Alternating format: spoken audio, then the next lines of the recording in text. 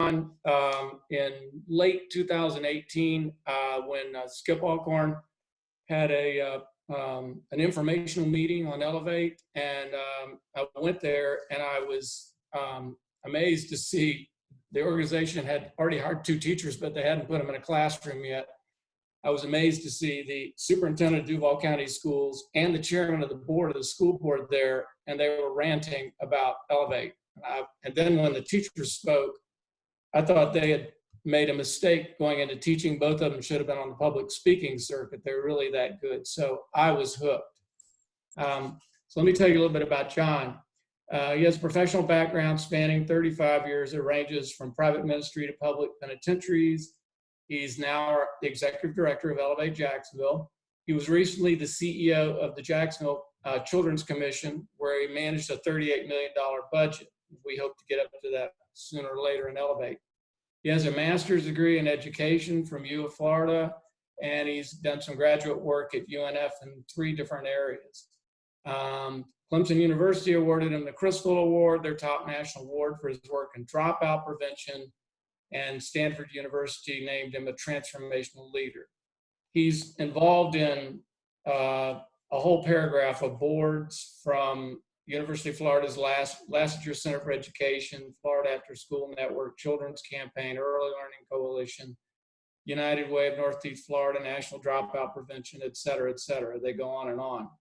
And he's been a keynote speaker at numerous national conventions, retreats, youth conferences, businesses, schools, churches, college. He'll come to your bathroom and speak to if you want. Then there's a whole list of all the places that he's spoken at. So he's a very good speaker, very entertaining. Jon believes you can't burn out until you've caught on fire. He also believes that our grandest hour has yet to be lived. Our greatest accomplishments have yet to be achieved by those who dare to be great. And he has a personal history going back to when he was an orphan in Greece that is fascinating and would probably constitute an entire another presentation. And finally, the graphic behind me, that's him in the gray jacket right next to me in the blue jacket. So I want to introduce my friend, Jon Heymann. Jon, if you'll unmute yourself. You're muted, Jon. All right. Thank you, Bill. Thanks. I've never been introduced with the words nose hair and a couple other things. But, you know, with Bill Trayer, there's always something new. I looked around and I wrote down Terrence Freeman. Hopefully he's listening. Good to hear about you, Terrence, my friend. Jay Plotkin, good old friend. Charlie Kofer, Marcus Hale, Skip Alcorn, the board chair. I better be careful what I say today. William Harrell, a great friend of Elevate's as well, Michelle Khalil, and a few others, I'm sure. I didn't write all your names as I was looking at it, but I thought, what a neat group of people. I'm serious. I mean, all I thought was talented, skilled, and driven. Those 3 words. And then I wondered, how did Bill Trayer get into this group? I'm glad you're all muted because you're all laughing really, really hard. Okay, what I'd like to talk about today, and thank you, Bill, for that introduction. That was very, very eloquent, probably something my mother wrote, and probably something my mother-in-law needs to hear. So send me a script. I want to ask a very serious question, though, and I want you to raise your hand if it's true, so I get to know the audience a little bit. I'm going to scroll past. I can see all of you on 2 screens. So how many of you have children of your own?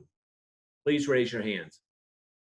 Okay, hold them up. Wow, it's about 90% of you. Okay, that's cool. How many of you love those kids? The same hand should go up. Any lawyers ought to be looking at this? Okay, good, good. The problem with education is children. Now, somebody once said that children today are tyrants. They gobble their food, they tyrannize their teachers, and they contradict their parents. Does anybody here know who said that? You have to unmute. Was it Aristotle? Close. Socrates. 2,400 years ago. 2,400 years he described children today.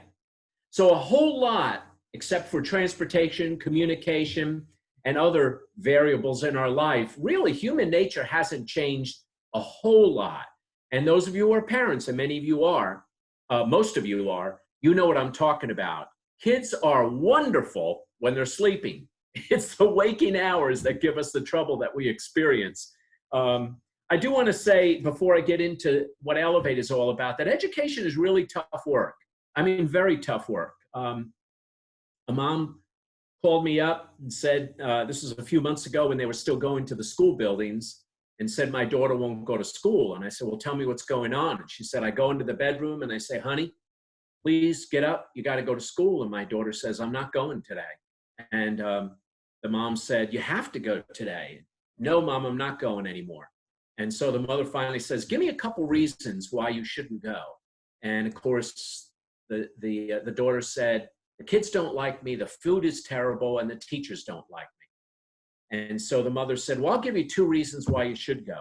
You're 45 years old and you're the principal. Education is really tough today. Teachers are, if you have not known this yet, during this pandemic crisis, teachers have been labeled essential, even though they are not necessarily in the front line in the hospitals or on the streets when somebody is well, sometimes they are, by the way, when somebody is getting hurt or shot or something. Even during this pandemic, they are essential because not only are they delivering instruction, but they also are dealing with the mental health and the social emotional stability of our children that often are not going to a mental health counselor and are not being cared for. You all probably are keeping up with the statistics that are saying that during this time of stay at home, where it becomes almost a tinderbox, that abuse is going up, child neglect is going up, and other things are happening. We are frustrated at Elevate to watch and listen to the students telling us they have no food, when in fact we know many of the parents are still getting their food stamps and other assistance programs. And yet I have told our staff, do not let the students suffer for the sins of the parents. If the parents are not living right, that's their problem, and someday they will answer for that. But the children deserve our best, whatever we can do for them. And so, yes, we are living in very weird times, and very weird times for our essential teachers, of which Elevate hires. And so Elevate was incorporated. Actually, the incorporation didn't happen until January of 2019. So incorporated, we're only about a year and a half old. But we started the organization in July of 2018. So in July, we will celebrate 2 years of when we finally had a board of directors made up of 4 people. Skip was one of them. In fact, he and Ben Goldsmith were 2 of the founders, and a young entrepreneur also joined at that time. So we had 4 board members at that time. And then we modeled it after something going on in Denver for 37 years. Orlando, 11 years. Phoenix, 9 years. There's about 10 others around the country. When I left Jacksonville Children's Commission, which Bill had said was a $38 million operation, and we gave dollars out through a grant process to after school, as probably most of you know. We were front page news many times because of some struggles with the city council, but we got more dollars to children than any other children's services council per capita in the state of Florida. And I'm very proud of that because it meant that when we win, children win. And these are good organizations, great organizations. Some of you may serve on their boards, Big Brothers Big Sisters, Boys and Girls Club, Communities in Schools, Take Stock in Children. And some of you know that I headed up 2 of those organizations, Take Stock and CIS at the same time, and was privileged to watch them grow and grow and grow. So I love this kind of work. I have not burned out. I'm not in my 30s. I know you find that surprising. And I just love this. You cannot burn out till you've caught on fire. I clearly have caught on fire and have not lost my new believer fever. So I continue to love this work. And when I left the Jacksonville Children's Commission, I resigned in May of 2017. The mayor asked me to stay on while he created the new KHA, the Kids Hope Alliance. And I finally said in January of 18, I guess it was, okay, I really do need to move on. And that was created, and it continues today. And I was looking for something deeply meaningful to do, something that was not being done in Jacksonville. And I heard from an administrative assistant that used to work for me up here in Jacksonville. She moved to Orlando. She said, John, you got to see this. I work for it. It's called Elevate. I said, I've never heard of it before. I went down. I told the head of it. I said, please don't give me a dog and pony show. Bring me to a couple schools and let me see it in action. I don't want to hear a bunch of kids singing Just let me see the classrooms in action. And so I went to see my first two Elevate classes in two of the toughest schools in Orlando, Jones and Evans High School. We eventually brought some board members down months later. But I went down to see it, and I was blown away by the simplicity of the program. What is Elevate? We hire full-time teachers. Full-time teachers. They go to schools. That's where they show up to work, and they go home from there. We often say we build no buildings. We build only relationships. We hire full-time teachers that teach an Elevate curriculum, 850 pre-made lesson plans wrapped around 3 character qualities and life skills. So the lesson plans are already developed for them. Those teachers show up in school, they teach this elective, so the high school students are not wasting their time by being in our class. They get a high school credit for it. It's approved in all 50 states in the nation. I clearly was not aware of that. And no one else was doing this in the city of Jacksonville. Yes, we've got a couple nonprofits that teach classes, but they teach the 4 core classes: math, English, social studies, and science. They're not teaching character qualities and life skills. And oddly enough, most people call that the soft skills. The soft skills. Ladies and gentlemen, some of you are business owners. You know they're the harder skills.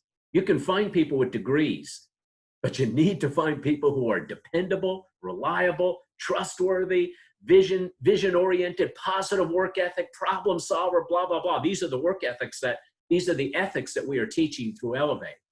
And we feel like if we can capture them in high school, because it's never too early to reach kids. I've been in this industry for a really long time. Never too early learning. I was on a national board for early learning.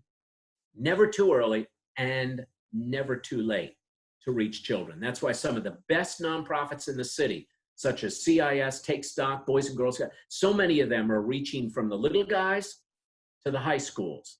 But the gap that we're filling, Elevate, is that we are teaching character education, not like any other character education in the country. It is being taught as a class inside the high schools as an elective, which is really dynamic. No one else is doing this. So I got all excited, went out to Denver, saw the same thing. Plus I hitched a ride with my son who lives there for a few mountain hikes. He's enjoying himself living in Denver. So I came back and several of us met, and hence we started it. So let me describe 3 things. I'm going to try to stop at 20 after, if that's okay, for questions and answers. Is that okay? I'm looking for some head nodding. Good, good. Thank you, B. I want to describe our mission, our work, our kids, the students, and then ourselves, you and I.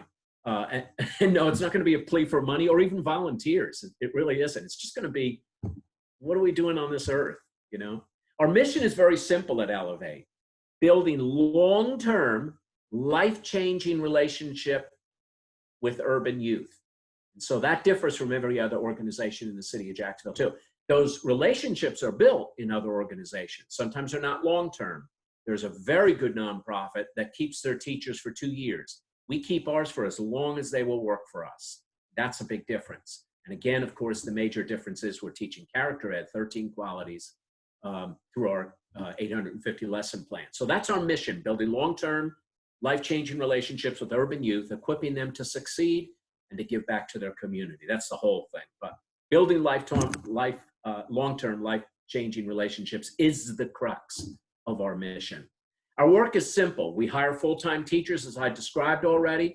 We already have 5 full-timers, a part-time teacher. They serve Rains High School and Ribault High School. We went to the superintendent and to the school board and said, where would you like us if we raise enough dollars to hire our first 2 teachers? Superintendent was very adamant. She said, John, please put them in both Rains and Ribault. You can't do something in Rains and not in Ribault. And of course, listed the other ones: West Side, Lee, Frank H. Peterson, A. Philip Randolph. For those of you who know me, we had 110 full-timers in 44 schools at communities and schools. So I'm very familiar with these schools inside and out. And I've really been blessed by serving these students through CIS, which is different than Elevate. In fact, if I were to say it, it's probably CIS on steroids. Leon Baxton, who worked for me for 15 years, wonderful friend, an amazing leader. I understand he spoke to you guys a month or so ago, perhaps even earlier than that. Great, great person, has an amazing story from Harlem, New York. And I love him. But our services dovetail, quite frankly, perfectly, both at Rains and re-bowl. So it's real tough work, folks. Teaching these classes is real tough work with real tough students in real tough neighborhoods.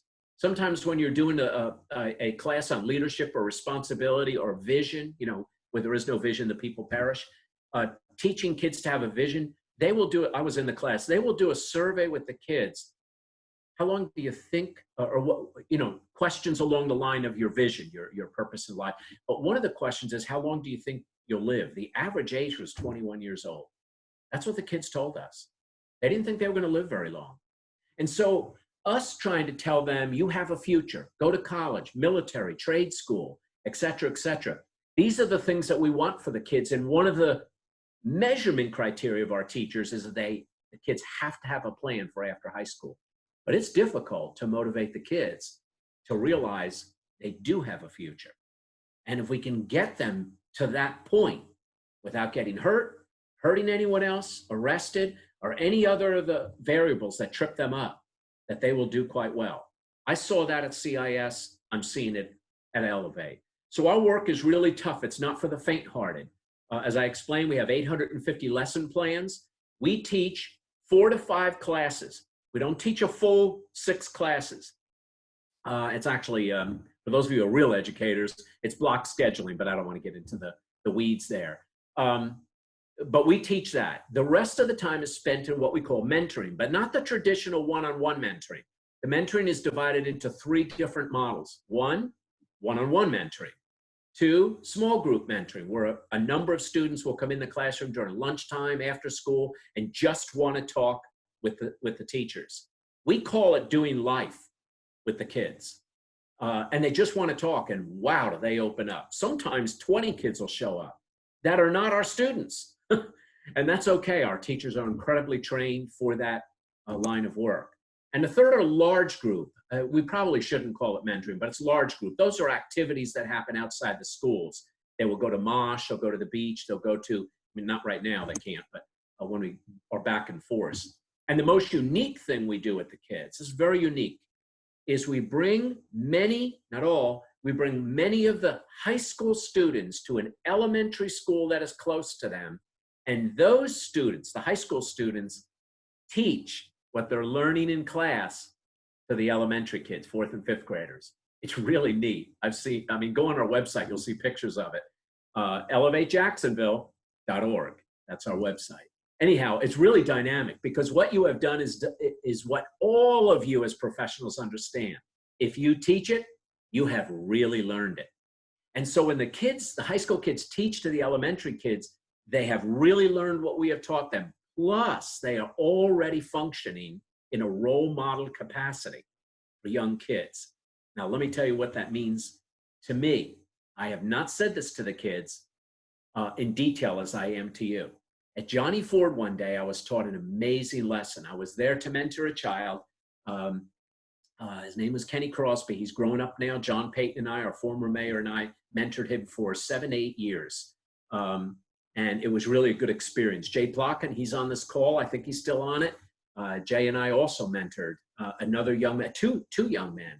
And amazing. These are one-on-one mentoring kind of thing, but we, you know, altered the weeks. Anyhow, I'm at Johnny Ford. Before we're going to see Kenny, I go into the lunchroom, and these kindergarten first graders are sitting there eating their lunch, their breakfast. And I knelt down next to one of them, and I said, wow, because he had fruit. You don't think a kid's eating fruit. He had a big orange, and he had all kinds of fruit on his plate. And he looks up at me. Remember, kindergartner, first grader, I don't know which one it was. Looks up at me, holds up the orange, and he says to me, do you want my orange? I said, no, young man, I don't want your orange. I love oranges, because that's what I told him. That's why he offered it to me. Big smile on his face. Hey, I was in Rains High School later that same day, speaking to high school kids in a big round circle of probably 40 kids. And I told them what happened at Johnny Ford. And then I said, but not one of you smiled at me when I came in this room. Not one of you smiled at me. And I'm not so sure any of you would give me your orange. What happened to you from kindergarten and first grade to where you are today? And I said to them, like I said it just yesterday, I don't think it's your fault. I think the choices you make are your fault, But I don't think what happened to you is your fault. Somebody ripped off your soul in some capacity that you don't smile anymore, especially at guys like me. And the kids start to brighten up. I have a good relationship at Reigns and Rebold, but it takes work, as you guys know, when they're that old, when they're already in high school. So you see the disparity of the attitudes that come from kindergarten and first grade when the kids are just so adorable. So I would never use that word for a high schooler.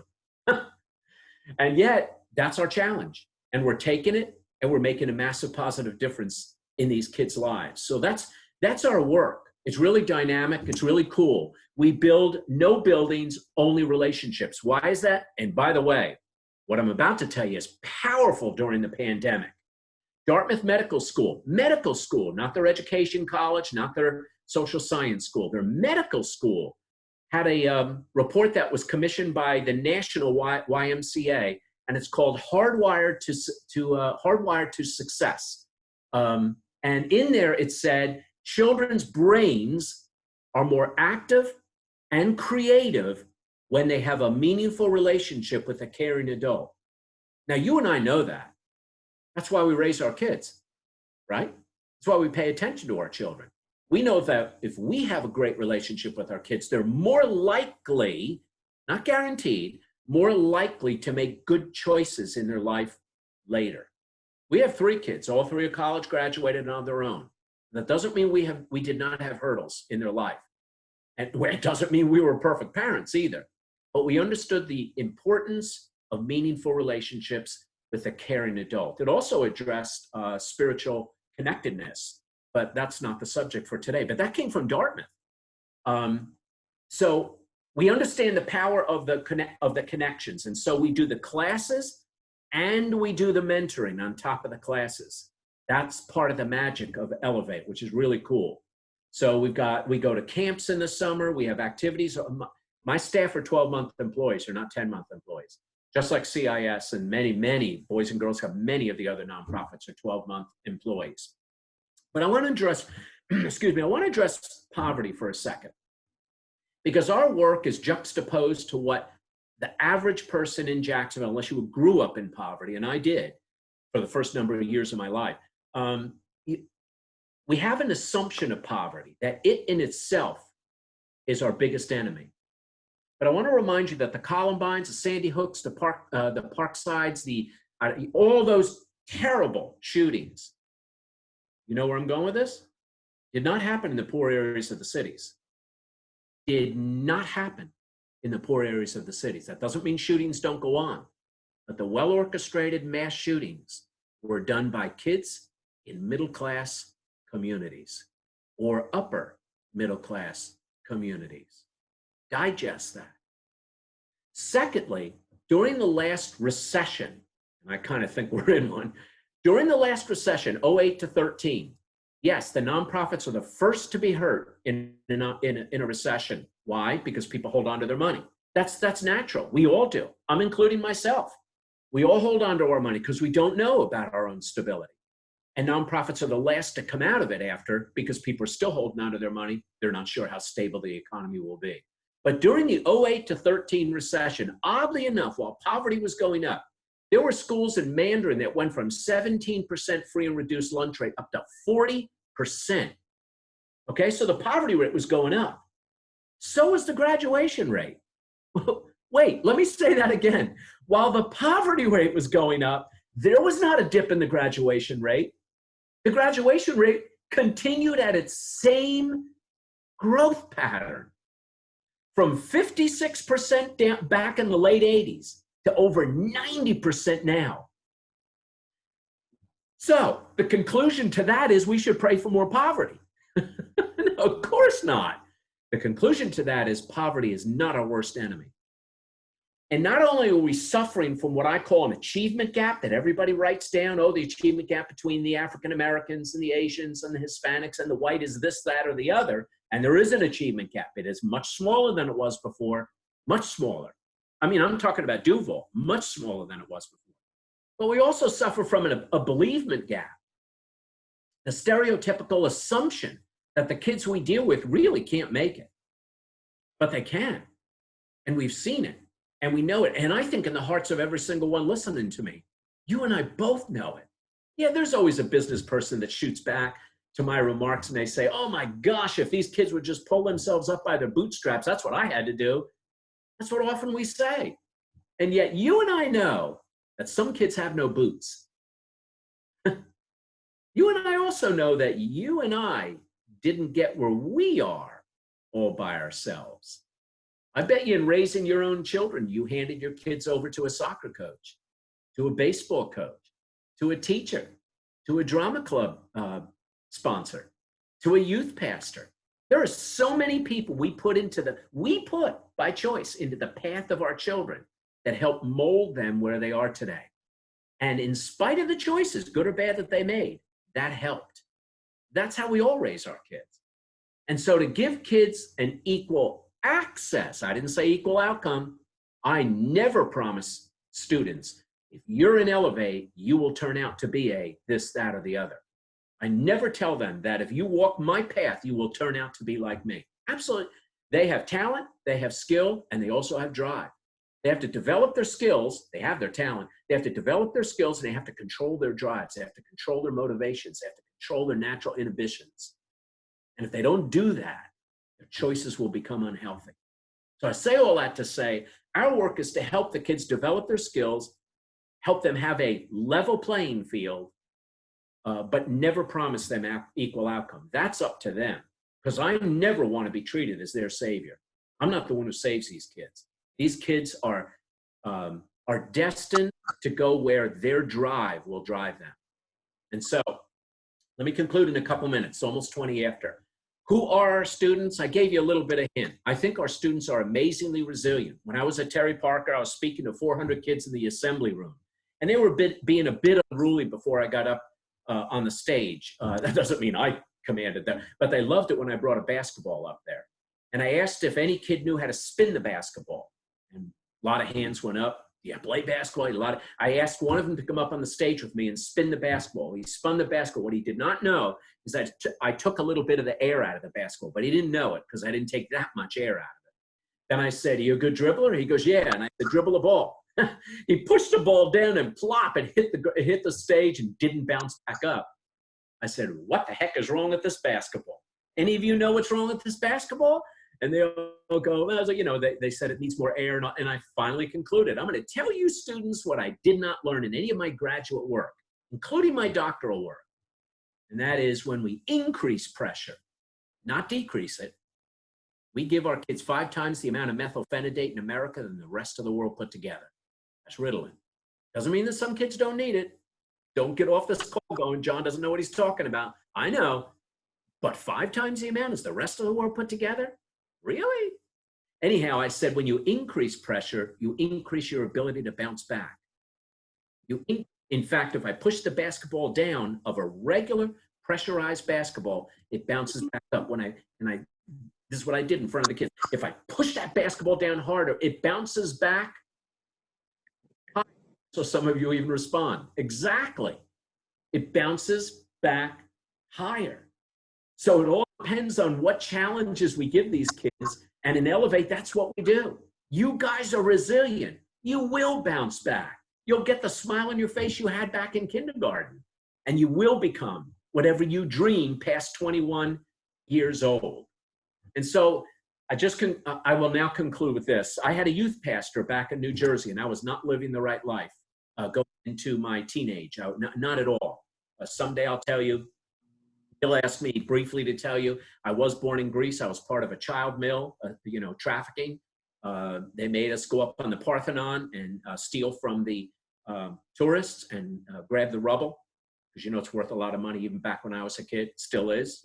If you've been over there, they have cops watching you. You're not allowed to take anything. We were there just a few years ago. And that asylum that I was put in is still there. It's a disgusting place. It's an art gallery now. It's beautiful for those of you who are artists, but it was disgusting to me. They haven't changed a thing about it. And my memories as a small child being abused in there are still here. Anyhow, when I was adopted, I learned the lesson, no one gets there alone, which is, by the way, our tagline at Elevate. No one gets there alone. Without that, I don't know where I'd be today. I'm not sure. I was apparently very good at stealing because, as you can tell, If you've ever seen the movie Slumdog Millionaire, they would cut the fingers and sometimes break the knees of the children to make us look poorer. That never happened to me. So I must have been able to raise money back then as a little kid. But I have pictures of the tiny dinky little house at 5 years old when I was still in a cradle in the kitchen. Cradle in somebody's house. And I remember clearly being thrown out the window, probably days I didn't bring back enough money. I don't know. But I do remember the abuse very clearly. If you go on Channel 12 News, First Coast News, you can look up my name, and they did I think it's about 5 or 6 minute documentary. All that to say this, we are all living because the efforts of others have come into our life, and then our choices were made on top of that.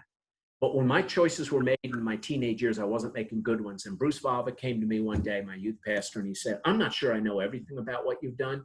And by the way, to today, I don't know how he knows. He was killed in a car accident by a drunk driver. Anyhow, Bruce said to me, I don't know, but he gave me the age-old statement. You can, John, I have led you to water, but I can't make you drink. You can lead a horse to water, but you can't make him drink. But you can feed him salt. Our lives, all of us, my Elevate teachers, all of us, we are the salt of the earth to the next generation. I appreciate it. Thank you. Thank you, John. Thank you. Very, very, very informative. Thank you. I have some questions for you on chat. It says, John, how have your teachers been functioning during the pandemic? Oh, great question. You can hear me. They are doing online classes. They went to the same training that the other teachers went to because we're part of the teaching staff. They're doing online classes, 2 or 3 a day, every single day. And remember, they weren't trained to do that, but the students weren't trained to do it either. So it's a double whammy. I will say, and this is true of all teachers, about 25 to 50% of the students are attending. It's not good. However, that is what they're doing every day. I mean, they ordered pizzas for some kids that were literally starving. Their parents took I won't go into the detail, but yes, that's what they're doing every day. So will you be expanding into middle school sometime in the near future? Another great question. Yes, we just don't have enough staff. Dr. Green, our superintendent, is really excited about that. So at Ribault High School, we go over to Sally B.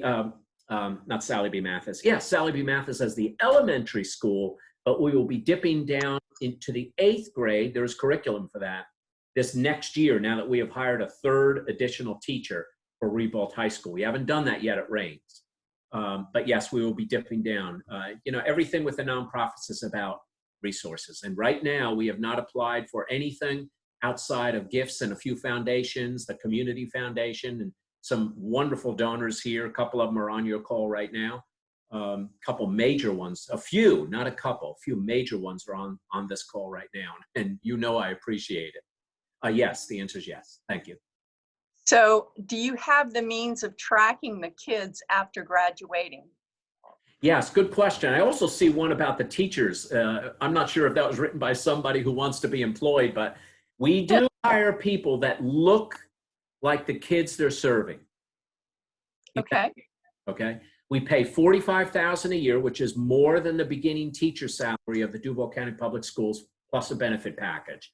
Everything up to retirement, you know, medical and all the rest. So we're pretty good that way. If we didn't do that, I would have been hiring people that couldn't get any other job. Hopefully that you understand that. Now, I forgot the other question. I'm sorry. What was it? The other was, can you track them after graduating? Oh, yes. First of all, we measure the kids on grade point average, promotion rate if they're not seniors yet, graduation rate when they do become seniors. We will have our first senior class this coming year at Rains. Attendance and behavior. We did have one of our students arrested for carrying a gun to school. His friend was killed up at Ribault High School. He brought a gun because the same group threatened him. They got the Rains uniforms on, by the way, and came to Rains, and he was trying to protect himself, but he still got arrested, and rightfully so. This is not the world most of us live in. So hopefully that answered the question plus more. There's also a request here if you can share your contact information with us after our meeting. If you could do that, that would be great. Can I do it now? Sure, absolutely. Okay, our website is www.elevatejacksonville.org. All one, there's no hyphen or anything. Elevatejacksonville.org. My personal connection is J, which is John, J Heymann, and you see the spelling there, Heymann on the screen. J Heymann at elevatejacksonville.org. Excellent, thank you. Thank you. I have one more question here. It says, would a Rotary Club in Northwest Jacksonville be helpful?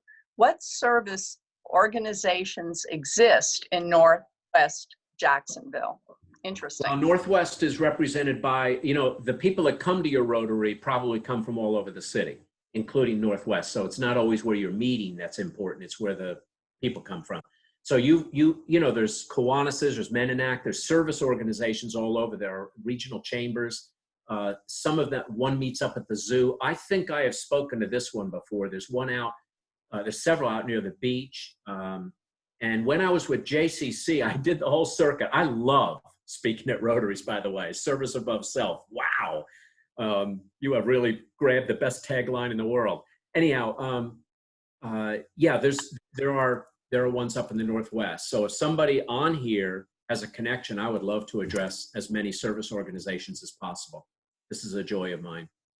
Okay, so I have one more question, then we don't have time to take any more.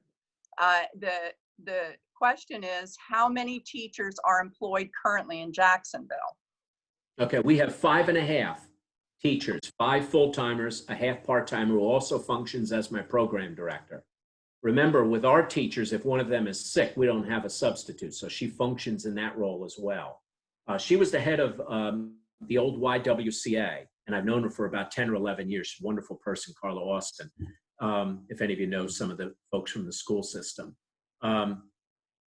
So, yeah, we have 5.5 right now. Each one costs about $65,000, $70,000. Well, depending on the salary is $45,000.